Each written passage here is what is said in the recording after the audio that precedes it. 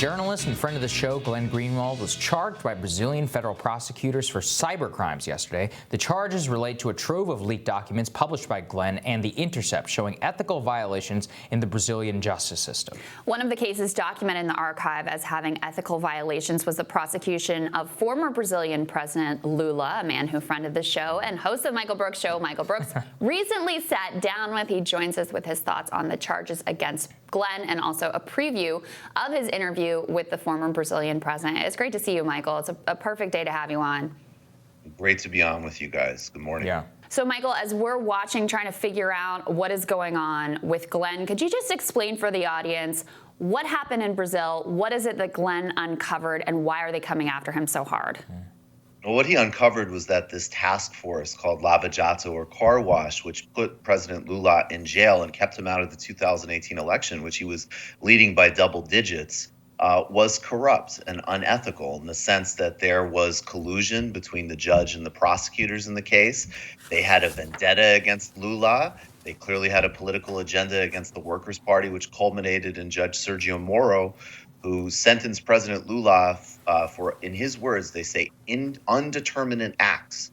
We don't have material evidence, but we know there was something wrong. He became President Bolsonaro's justice minister.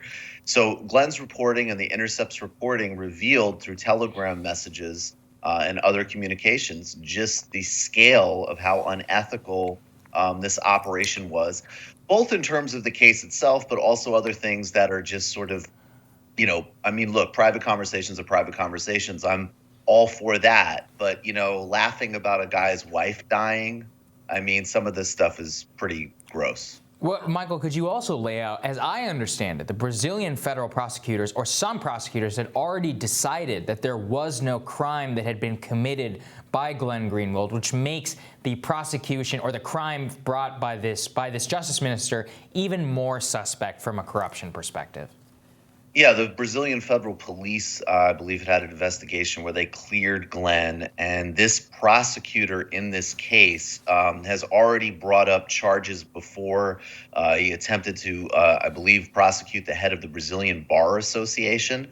This is somebody who is a sycophant of Justice Moro. There's no other way of putting it, who, in spite of all material evidence and the claims of the, and the sort of indications of the Brazilian authorities, is going after Glenn.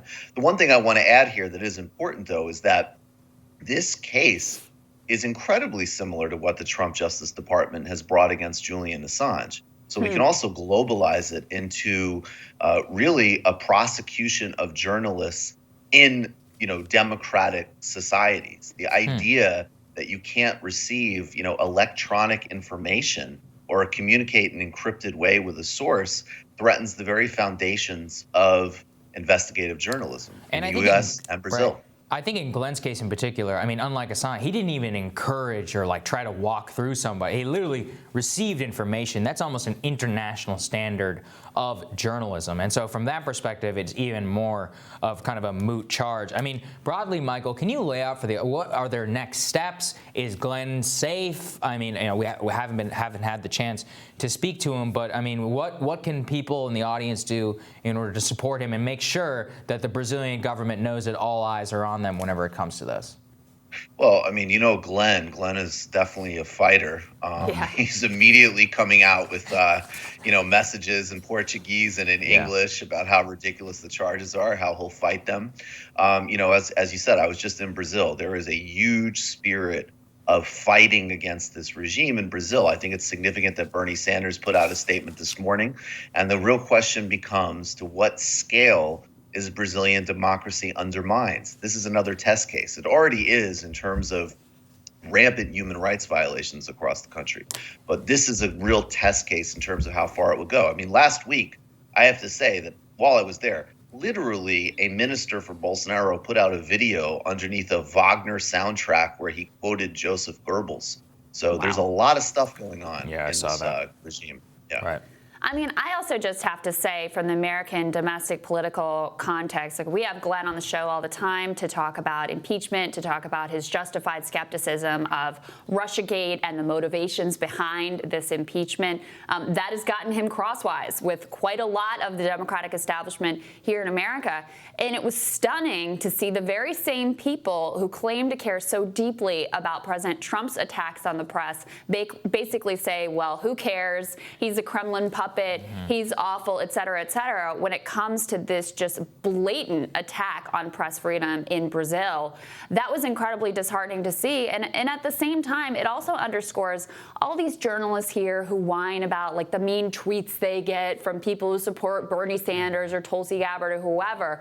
Like, here's Glenn Greenwald out here literally risking his safety and his freedom to fight, and his family, to fight corruption, to fight a fascist regime in Brazil. And like, they are so concerned about getting just a freaking mean tweet that they cry like babies all day long. Glenn is the example of what it means to be a true journalist. As you said, he's a fighter. That guy will never back down. His courage is unbelievable. And the amount that he has risked is just, I just admire the heck out of him for it, and always will. I agree completely. And the thing that's funny about Glenn, as anybody knows, like, Glenn is happy to argue with and debate anybody. Oh, yeah. So, that's the other part that's just kind of incredible to me. And to be like really clear, this is not somebody like, you have to support the protection of journalists and people's speech rights, regardless of who they are, period, full stop. But to be really clear from a left perspective, right, this is not like, you can argue about your positions about Russia, impeachment, or whatever. This isn't foundational stuff. Glenn Greenwald didn't say, I support the concentration camps at the border. Glenn Greenwald didn't say, I want to bomb Iran. There isn't even anything substantive really that could justify that. And I think, it's one thing, the hypocrisy is also is obvious, but it shows a real fundamental delusion and danger in so much of the liberal, establishment, for lack of a better word, that they can't just get clear with what is actually at stake. Yeah. And that's, it's disgusting, it's embarrassing. But it's dangerous. I mean, that's really the only word. They can't stand that he has principles that he applies consistently, right? So you don't get to be, oh, you're a Kremlin operative in America, but, oh, you're doing good work fighting fascism in Brazil. No, he has principles, and he tries to actually follow them. I did want to ask you, though, about your sit-down with Lula. What did you talk about? When does the interview come out, and how can people watch it? The first part of the interview premieres today on the Michael Brooks Show YouTube channel, so go over there and check it out. We talked about Uber and labor organizing in today's world. Lula's start as a labor organizer is a major defining part of his career. We talked about Iran. We talked about U.S. interference in Brazil. And he had some really fun tangents about his relationships with various world leaders. This is a guy who has an incredibly clear worldview. And really, whatever else you think of him, obviously I'm a big admirer. I think he was an enormously successful president. But anybody that would deny that his fundamental concern is there for the poor and for inequality is completely deluding themselves. And I think that he really has a basic morality and a basic sanity that is missing in global politics and is incredibly important for, the left and social democracy reconstituting itself. But I would say really for anybody that wants to figure out how we actually live in a just and decent society. So the guy's a powerful communicator. He's got a good sense of humor.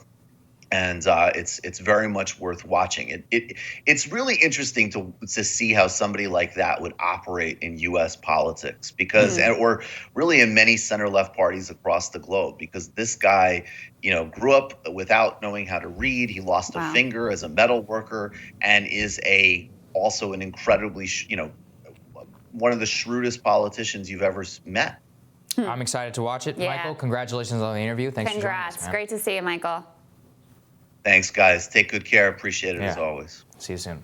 Next on Rising, our sit down with presidential candidate Tom Steyer's press secretary to learn what his campaign is really running on. That's next.